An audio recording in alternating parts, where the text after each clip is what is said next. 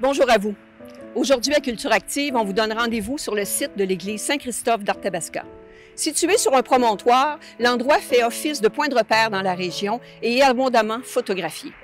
Si vous êtes sur le parvis de l'église, vous pouvez admirer l'architecture exceptionnelle de l'édifice. Mais en saison estivale, on vous invite particulièrement à entrer à l'intérieur pour bénéficier d'une visite guidée qui sera quasiment un tour du monde compte tenu de la richesse du décor intérieur. Cet endroit porte magnifiquement son nom de Sixtine québécoise, alors restez avec nous pour cette visite.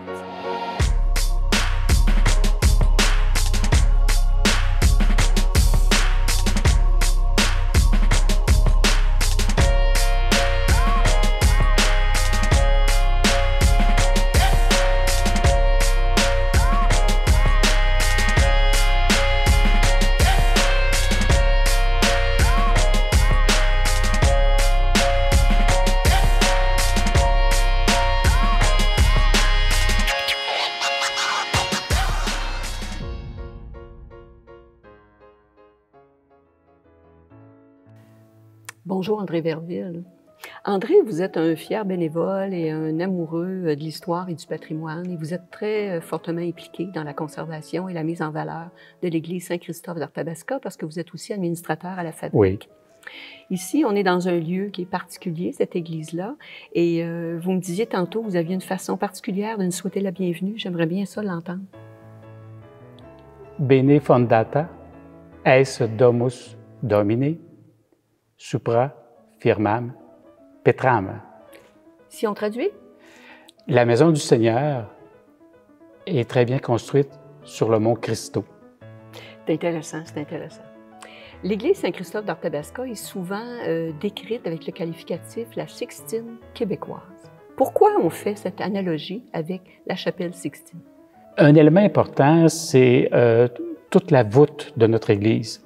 Et particulièrement, juste au-dessus de nous, là, on a 8 peintures qui sont dans la Sixtine québécoise. Il y a aussi à l'intérieur un rappel particulier à la chambre des signatures, qui est voisine de la chapelle Sixtine même. Alors, c'est des reproductions, dans le fond, qui ont été faites et qui font en sorte que la voûte est ornée de tout ça, et ça fait l'analogie avec la Sixtine québécoise. Mais c'est une église aussi qui a beaucoup de fresques, de dorures, de détails. C'est une église qui regorge, en tout cas, de choses très particulières. J'aimerais que vous me parliez un petit peu de tout ça. Nous avons 76 tableaux. Une majorité sont marouflés. Marouflé, c'est la technique d'attache du tableau à la reproduction à l'huile, un peu comme les courtes pointes de nos parents, à savoir, il y a beaucoup de petits boutons qui l'attachent. Alors, ça fait en sorte qu'il y a beaucoup de détails. L'église a été restaurée il y a quelques années. Les dorures ont été refaites. On peut les apprécier de façon importante, là, avec la lumière. Mais c'est une église aussi qui, contrairement à certaines, a de nombreux vitraux très lumineux et chacun porte une histoire, chacun porte presque quelque chose de fort particulier, comme quelques-unes. Dans les vitraux, nous en avons 43. Il y en a 8 particuliers qui sont des reproductions de peintres européens aussi, que l'on peut voir. Que ce soit, par exemple, l'Annonce au berger, que ce soit, par exemple, l'Assomption de la Vierge dans votre dos ici. Ma préférée, entre toi et moi, le Rembrandt. Mais si je viens cet été, là, vous allez pouvoir me dire où est le Rembrandt, où est le Murillo, où est le Da Vinci? Oui. On va tout savoir ça, là. Oui. C'est fascinant, fascinant. Un petit détail. Voisin ici à l'école Monseigneur Côté, il y a le frère Marie-Victorin qui est venu enseigner quelque temps. Sous son influence, il a maquillé l'environnement d'une toile. La toile de Saint-Jean-Baptiste, elle était produite par Murillo en Europe, mais lui a fait mettre la faune québécoise. Une beauté. Ça vaut la peine de venir voir ça. Oui. Si on aborde aussi l'extérieur de l'Église, c'est une architecture là, qui est quand même exceptionnelle. Elle est classée au niveau du patrimoine religieux. Elle vaut la peine, comme on dit, de faire la visite. Et si on vient ici, que ce soit durant une visite ou si l'Église est fermée, il y a quelque chose de particulier parce qu'on peut profiter de l'espace extérieur. Je voyais un beau parvis qui est tout aménagé. De quoi il s'agit, en fait? Voilà 2 ans, la ville de Victoriaville souhaitait créer dans le secteur du Vieil-Arthabasca un espace, une halte fraîcheur. Et de fait, régulièrement l'été, des cyclistes arrêtent chez nous. La population vient faire un pique-nique chez nous sur cette belle halte fraîcheur-là. Et puis, c'est une halte fraîcheur qui est tout aménagée, mais je pense aussi qu'elle est agrémentée, j'imagine, de fleurs. Effectivement, vous allez retrouver des fleurs, bien sûr, vous allez retrouver des légumes. Vous allez trouver aussi des panneaux explicatifs qui vont nous parler de Zoé Lafontaine Laurier. Qui est-elle, Madame Cyril-Wilfrid Laurier? Oui. On va vous parler de Suzor Côté, on va parler de Monsieur Hébert, par exemple, sur les panneaux extérieurs. L'Église pourrait être fermée très tôt le matin, mais vous allez avoir un bon moment de détente. Et la halte fraîcheur, elle est composée d'éléments recyclés. Que ce soit les tables, que ce soit les panneaux de... le toit, par exemple, c'est une toile de piscine qui a été découpée. C'est très joli. Alors, cet été, on va apprendre tout ça si on vient pour une visite. Exactement. Les visites, si on ouvre une petite parenthèse là-dessus, elles auront lieu tout l'été du 27 juin au 21 août? Exact. Les visites seront tous les jours de la semaine, de 10h à 11h. Sauf les lundis et samedis.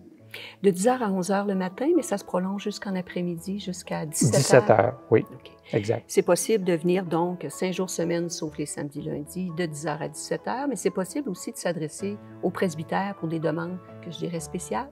Exactement. Au fil des années, nous avons accueilli de nombreux autobus.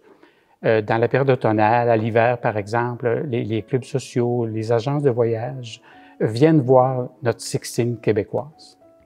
Alors, c'est une belle invitation. Oui. Parce qu'en plus de profiter de tous les détails architecturaux, il y a aussi un élément important dans l'Église, c'est l'orgue Casavant, qui est un orgue assez exceptionnel aussi. 3032 tuyaux qui produisent la musique. Les plus petits, je vais l'exprimer en 3 pouces, et les plus longs, 16 pieds. Parce que c'est une église qui est reconnue pour son acoustique. Elle accueille souvent différentes prestations musicales comme... Bien, la Sinfonietta vient ici, le Chœur du Vieux Chalet vient assez régulièrement ici, entre autres. Récemment, nous avions le FIMAV aussi, là, qui pendant 3 jours de temps a produit des spectacles acoustiques ici. Là. Nous sommes reconnus. Reconnus pour l'acoustique, il y a déjà eu des captations sonores aussi, ou des enregistrements, si je ne m'abuse. Oui, là j'ai un petit blanc sur le nom de la personne, mais c'était Radio-Canada qui est venu ici faire de la captation concernant Cyril-Wilfrid Laurier, un voisin que nous avions ici, pas très loin. D'ailleurs, Cyril-Wilfrid Laurier a été impliqué dans beaucoup d'éléments pour mettre en valeur l'Église. Je pense qu'à l'époque, il avait contribué à ce qu'il puisse se faire des choses très importantes dans l'Église. Wilfrid Laurier a un banc ici dans l'église. Il était assis face à la chaire. Lui et sa dame, Zoé Lafontaine Laurier, ont beaucoup aidé. Aujourd'hui, on parle de vente de garage. À ce moment-là, on parlait de tombola. Un élément, les 4 cloches que nous avons ici à l'église sont le fruit de M. Laurier et de ses voisins de la rue Laurier. Il y a un peintre célèbre, évidemment, le peintre Suzor Côté, qui, je crois, a fait ses premières armes, jeune homme, 18 ans, ici, comme apprenti. Exactement. La maison Rousseau de Saint-Hyacinthe a été invitée par le curé Suzor de prendre son neveu, Suzor Côté. Et Suzor, à ce moment-ci, il faisait des petits anges qui sont camailleux, là, et il utilisait un stencil. Et c'était à 5 $ chaque. Autour d'une fresque au-dessus de nous, il y en a 16. Alors, c'est intéressant de voir ça. Puis je pense aussi qu'il y a quelques années, il y a quelqu'un qui a réussi à faire des découvertes sur, par exemple, une fresque qui est derrière vous, qui a une signature Suzor Côté. Bon, au départ, aucune des toiles ici n'est signée. La Maison Rousseau, une personne était habile pour l'environnement, l'autre pour le tronc, l'autre pour les visages. Il n'y a aucune fresque qui est signée. Mais Maître Legris, un grand peintre au Canada, a jeté un coup d'œil sur les bouquets de fleurs que j'ai derrière moi et l'autre derrière vous.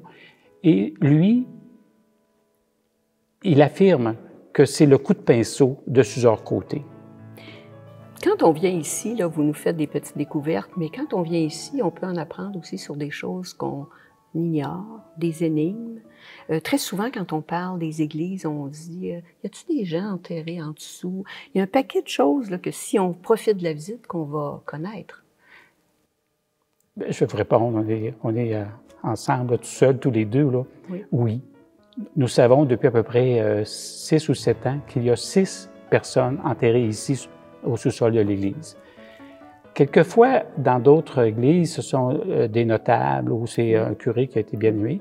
Ici, ce sont des gens de la paroisse qui n'avaient pas de statut social vraiment. Là, nous en avons 6. C'est intéressant. Puis il y a aussi, comme je disais tantôt, des énigmes aussi. Hein, Bon, j'aimerais peut-être en entendre une. Là. Venez cet été. Et là, je vous répondrai. Qu'est-ce que l'on a caché de Napoléon III, Léon XIII, Suzor Côté, outre les éléments que j'ai cités un petit peu plus tôt. Et pourquoi j'ai des crânes, j'ai un crâne dans mon dos sur une des toiles, mais je ne vous réponds pas. Alors, il faut absolument venir cet été. Il faut venir, il faut venir. Du 27 juin au 21 août, bien entre sûr. 10h et 5h, tous les jours de la semaine, sauf le samedi et le lundi. On profite de la visite guidée, on profite du lieu qui est fantastique. On peut faire un tour dans le cimetière aussi, qui est très particulier. C'est un lieu qui est à découvrir, à redécouvrir. Alors, on vous remercie, André Verville. C'est un plaisir. Bienvenue chez nous.